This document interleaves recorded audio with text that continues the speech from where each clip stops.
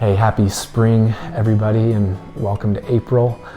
There was some excitement driving in today because the grass is starting to turn green and there is a new season. And then I realized that I hit record on here and I'm in a green office and I chose to wear a green shirt. So you have a floating head talking to you today. But the reason it felt like it was a good time to do another one of these is because of the spring. And I was reminded that exactly a year ago, our family tried something new to us. And it wasn't just to start a garden, it was to try and start a garden from scratch with seeds and little cups and see if we could get these tomato plants and jalapeno plants big enough to actually transplant and get them outdoors come June 1st when it's actually time to plant here in South Dakota. Well, I learned a lot because my first round of seeds and cups and dirt was a failure. I overwatered them out of excitement. I was looking at them every day. We had the UV light set up in our basement on a timer. And I realized I need to do even more research just to get these plants going. Seems simple enough, but I failed at it. So upon further research, which means go to YouTube for 10 different opinions on how to do this and pick 2 or 3 that make the most sense to you. And besides not watering too much, the other thing that I learned that was most interesting to me was that it's best to get a fan going once these little seeds do turn into sprouts. And once you do have these little stems and a few leaves showing, that it's really important to get a fan on them. And it was confusing at first to me. I didn't know how necessary it really was until I did even more research. And that was that the fan itself is preparing it for the adversity that's to come when you do put these plants outdoors, where they're in the harsh sun and true wind is just doing its thing out there in the backyard.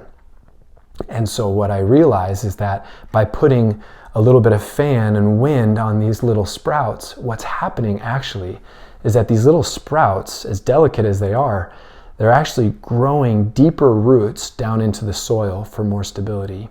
And then that's actually helping it grow a thicker, stronger stem so that overall it's just a sturdier, hardier plant ready to withstand the elements that are bound to come when it goes outdoors. And there's spiritual illustrations all over that because you start to think about raising kids, and if I protect them from every trial and every hardship, how am I preparing them for the future? And preparing them for a dependency on God, the only one that's worth putting our trust into and our confidence into in order to be strong and to be able to handle the adversity of life. And even for me, when I feel wind and I feel adversity, it's good for me to go through these things so that I'm strengthened. I rely on God all the more. My roots go even deeper towards the water source, which is God, so that I can withstand and become more mature and complete.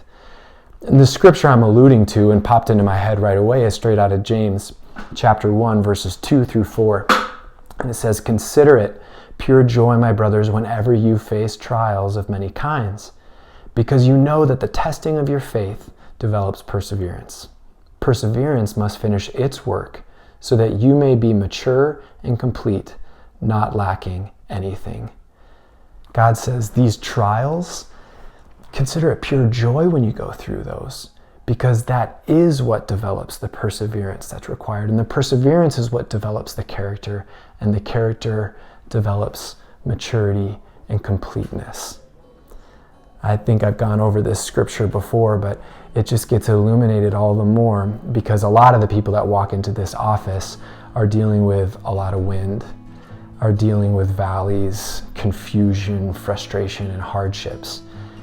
But if we can point at it as this necessary part of life that does test our faith, but the way we respond and our choice to grow even deeper roots and to rely on the Father even more is the very thing that strengthens us and allows these little sprouts to go outdoors and have wind and rain and all the elements and have them actually still thrive, able to grow fruit or grow tomatoes or jalapenos like I'm hoping for.